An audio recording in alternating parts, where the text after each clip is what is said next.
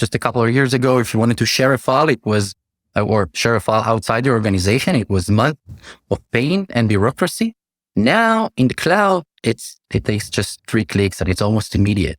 And so you get this autonomous teams that are using data, they own the data, they own their applications, and they can innovate fast.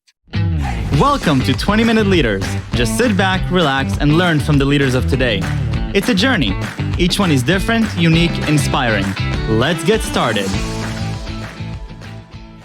20-Minute Leaders is a proud supporter of Make-A-Wish Israel and Tech to Peace, and is in proud collaboration with Secret Chord Ventures, J Ventures, Riverside FM, Fusion VC, Birthright Excel, J Impact, Leap, Google for Startups, and Hippo, and in media partnership with CTech. Welcome to another episode of 20-Minute Leaders. Today, I'm with Amit Shaked, the CEO and co-founder of Laminar. Shaked served in Unit 8200 of the Israel Defense Forces, an Israeli intelligence core unit focused on signal intelligence and code decryption, before co-founding Laminar, of course. Shaked earned a master's degree in artificial intelligence and deep learning during his time in the military, and after Unit 8200, he led deep learning, AI, and augmented reality teams for the unicorn Magic Leap. Amit holds a master's of computer science from Tel Aviv University. Amit Shaked, welcome to 20-Minute Leaders. Thank you so much for being here. How are you? I'm great. Thank you so much for inviting me. Very excited to be here. Really excited to have you here as well. Working on some really, really cool stuff with Laminar. Looking at an emerging industry, challenges that are hugely relevant today for so many organizations. And I'm looking forward to diving deep into what that means for you and for the company and for the world as a whole. And so I'm just excited to talk to you for these 20 minutes. Thank you again for being here. Yes, of course. And we also have quite a lot in common. So it'll be interesting to hear about that. 100%. So Amit, tell me how this whole thing started, from your perspective. Yeah. So I think it goes all the way back to the house I grew up in. And so my father is a patriot, right? It's about high morals and strong values, and will do everything for the right cause. He was a commander at Israeli wars. So it's also about high sense of responsibility, of accountability, of taking care of your people, right? But at the same time, he is extremely optimistic. So he wakes up with a smile every day. He loves the world, loves the people, believes in the goodness of people. Now, my mother was born at the Soviet Union, and that's a bit different. So I was raised with a more Russian education, and that's about working hard. Yeah. It's about working hard, training hard, about mind over body, controlling your emotions, and about being the best version of yourself. Now, that has always been my blessing and my curse, because it's not about being better than other people, right? And it's not even about being objectively good at what you do. It's about being the best version of yourself. And so when I got, perfect grades at high school, I told her that, and she was like, "That's nice, but can you do better, right? Can you be better?" And so to me, I thought, well, yes. And so I started my bachelor's degree during high school. And then it kind of stuck with me, this understanding, this driveness to be the best version of myself. And when I started or got selected to the Unit 8200, I thought, well, that's nice, but can I do better? And so I wanted to be the commander or get the Commander Excellence Award from the Unit 8200 commander. And so you see where this is going. Every step of my career was about that. Now, if you are an ambitious teenager that is very optimistic, maybe perhaps overly optimistic, that wants to be the best version of themselves, what do? Now, in Israel, there's almost only one answer, and that's becoming an entrepreneur. And so for those who don't know, there's an atmosphere, a culture in Israel that almost idealize entrepreneurs. And so for me, from the very, very early stage, I knew that I want to build my own company. I knew that I want to be the CEO, even before I knew what it means, before I knew anything about entrepreneurship, before I knew any of the sacrifices I'll have to make. I knew that this is going to be my way. And so that was kind of the way I planned my career. And I was also very lucky to meet my co-founder and CTO, Oran, at around the same age. So we were both 14 doing the bachelor's degree together during high school. And I knew from the very beginning that he's just something else. He's out of this world. He was the best technologist I ever knew. I can tell you one story about Oran that kind of shows why I wanted him to be the CTO from back then. So at around age 17, Oran bought an iPhone in the US and then brought it to Israel, but couldn't use it because it was locked for AT&T. So he decided to discover the first iPhone 3G baseband vulnerability that allowed him to unlock the iPhone and use it with any carrier. So all the people in the world that are using or have used iPhone, it's thanks to Oran. And so we knew that we want to start a company together when we were planning that since age 40. And so the only question was, what are we going to do and when do we want to start? So we planned our careers. I went to be Oran started as the first employee at a very successful startup. And I wanted to be an employee in the largest startup. So with about 1,000 employees to see how things work at scale. And then when it was the right time, we decided to start a company. And basically we were always asking about himself. It's like the state of mind about the world, which is always asking what's wrong with the world and what would be the impact if we improve it by 10x. And so we had many ideas along the way, but then at the first time that the answer was, this is going to change the world, then we left our jobs and started Laminar. So tell me about that, sort of that understanding. What did you sort of think about that gave you that understanding, okay, this is going to change the world? So basically, I had passion for data and machine learning, so that the passion for that evolved over time. It started with just passion for technology. And back in 2015, deep learning and AI was the most promising technology out there. And so I wanted to do something with data that will make an impact. But then after some time of doing that, I realized that a way to do way more impact or orders of magnitude more impact is not by leveraging data myself, but rather to unlock the potential of data and to enable enterprises all over the world to use data more freely at scale. And so that's where kind of Laminar came in, because we realized that the main obstacle or the main challenge for companies to use data freely is data security. There are others and others that are coming, but data security was the major challenge. And so we wanted to tackle this first. And this is how we wanted to start the company. Okay, so data, cloud, data security. What was it about sort of the urgency and the emergence of this of data and cloud that led you to understand that, okay, this is something that's really big right now? Yeah, sure. That's a great question, because the main transformation for businesses, or the way businesses operate in the past few years, is the cloud transformation. So organizations are now moving applications and data to the cloud. And the cloud is not only making things more efficient, it actually enables the developers and the data scientists to use data more freely. So if just a couple of years ago, if you wanted to share a file, or share a file outside your organization, it was months of pain and bureaucracy. Now in the cloud, it takes just 3 clicks and it's almost immediate. And so you get this autonomous teams that are using data, they own the data, they own their applications, and they can innovate fast. And so the problem is that today, security does not stick to the data. And so when data proliferates in the cloud, security does not travel with it. And so what you get is a lot of innovation, a lot of data proliferation, but that creates or come at the cost of a data risk. And so this is why it's so urgent now. Organizations want to democratize data, but at the same time, decouple the risk from the growth. Mm-hmm.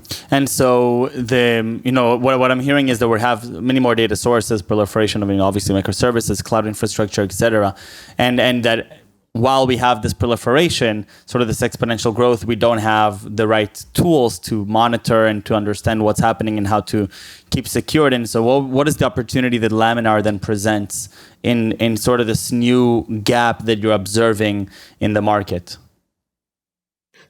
Yeah, sure. So there are tools for cloud security, but today they all focus on the infrastructure. So it's about maybe protecting your main database. Mm-hmm. But the problem is, as soon as the data moves, it is copied to any other environment for an experiment or for using data for other purpose. Data security does not check with. But then when we look at data security, what we find are only solutions for the enterprise, for the old environment, solutions like different DLPs or file scanning or database scanning. But there's nothing really for everything you build and run in the cloud, nothing that protects your data there. And this is what Laminar is doing. Now, is that mainly sort of an observability type of understanding, or is that something that is also meant to protect it, without your observability, just by virtue of you having access to it? Sort of what is the sort of the product that Laminar is creating in the space? Yeah, great question. So basically, yes, there are a lack of solutions for this cloud environment around data security. But what it means is basically that companies today don't have answers to the most fundamental questions. Where is the data? How it is protected? And who has access to it? And this is crazy, right? It's the most fundamental questions. It's the place where you want to start to protect your data, and still there are no easy answers, right? So there's a lot of manual effort right now that is undergoing to try and answer these questions, because you have to. But what Laminar is doing is we automate all this process from the very beginning, from the discovery. So we connect to the cloud environment, and then we discover all the data, we classify it, we understand the context and the ownership for the data. We walk them through how it is currently protected and how it can be better protected, all the way to monitoring real-time data accesses to detect if something is going wrong. If there's a data leakage or data exfiltration, malicious or an incident. So it's an end-to-end cloud data security platform for everything that you build and run in the cloud. Now, from a technology perspective, you're coming from an AI background. So tell me a little bit about some of the interesting technologies that are enabling you to, because obviously we're talking about so many data sources, so many data points. How do you even identify, what are some maybe points of vulnerability, or even things that to help the company prioritize on what to put their attention on, because, limited human resources, lots and lots of data that's accumulating exponentially?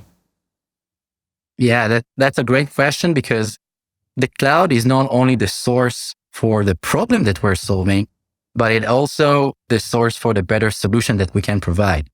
Because obviously data security is not a new problem, right? It's as old as data itself. But the thing is, all the traditional solutions didn't have much infrastructure to work with. And so they couldn't really work at scale. Maybe just give one example to understand how hard it was before Laminar to secure data. You had to go data source by data source and connect the traditional solution to this data source in order to scan and understand it, so providing the credentials. Now imagine that you have thousands of data stores in the cloud, and you don't even know the credentials for all of them. You are not going to do this one by one. And also, it misses all the data that you didn't know you have. It's what's called shadow data, and that's a very common phenomenon in the cloud. And so what Laminar is doing, the key innovation is just by using the cloud service provider APIs, we are able to do everything from the discovery through the classification, all the way to protection and real-time monitoring, including prevention. And that is insane, I think. That's really something that wasn't possible before the cloud transformation. And so what you get from this technology is the ease of use, is the time to value. You don't need to go data source by data source. You don't need months of onboarding. You just connect Laminar to your cloud within 5 minutes, and you immediately get all the information you want about where it's your data, how it is protected, and who has access to it. So you can start to remediate the issues and reduce the risk of your cloud environment. Is there any consideration of trust building between you and sort of the people that are integrating Laminar into their cloud? Because then obviously you do have, it's not necessarily visibility, but you're sort of helping them understand sort of their data structures, and thereby you're part of the process. So is that even a question that you have to deal with? How do you garner trust between yourself and the companies that are using Laminar? Yeah, absolutely.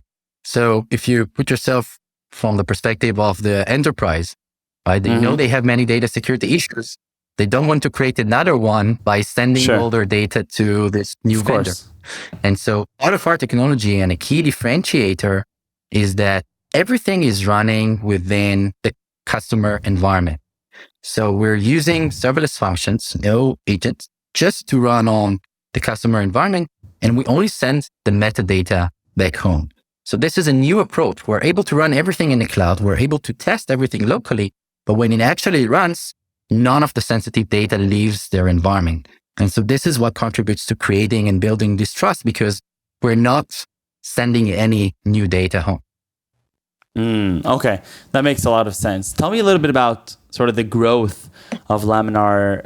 You've raised significant amounts of money from some great investors, and tell me a little bit about sort of the trajectory of the company, where you're at today, and where you're aiming for.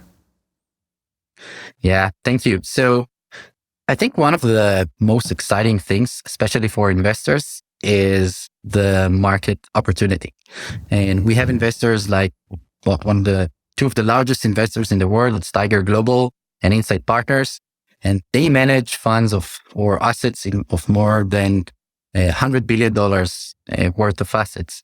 And so they don't really care about a unicorn, right? $1 billion for them won't even return fund.